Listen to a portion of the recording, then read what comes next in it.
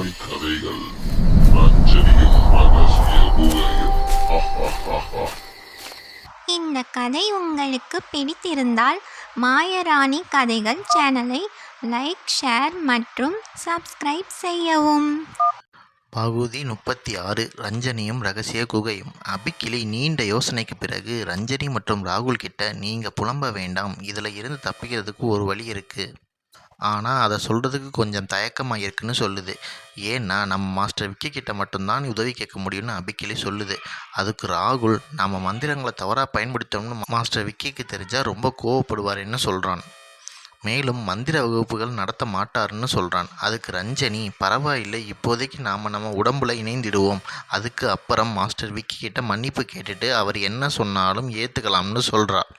அபிக்கிளிக்கும் அதுதான் இப்போதைக்கு சரியான வழின்னு தோணுது. மேலும் அபிக்கிளி அது என்ன வழின்னு சொல்லுது. அதாவது மாஸ்டர் விக்கி இப்போ தூங்கிட்டு இருப்பார், நம்ம அவரோட கனவுல நுழைந்து அவரோட நம்ம பிரச்சனையை சொல்லி புத்தகத்தோட பக்கத்தை திருப்ப சொல்லுவோம்னு சொல்லுது.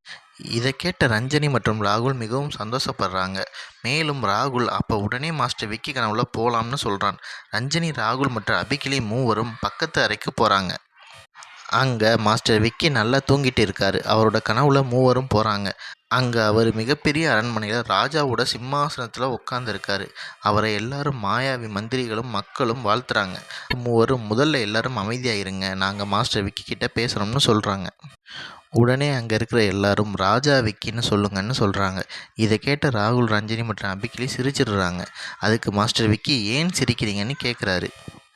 அதுக்கு ரஞ்சனி, நீங்கள் ஒன்றும் ராஜா இல்லை, வெறும் மாஸ்டர் விக்கி தான், முதலில் நாங்கள் சொல்கிறத கேளுங்கன்னு சொல்கிறா. இதை கேட்ட விக்கி, நான் என்னோட உலகத்துக்கு ராஜா தான்னு சொல்கிறாரு. மேலும் அவர் அடுத்து என்ன சொன்னாருங்கிறத அடுத்த பகுதியில் பாருங்கள்.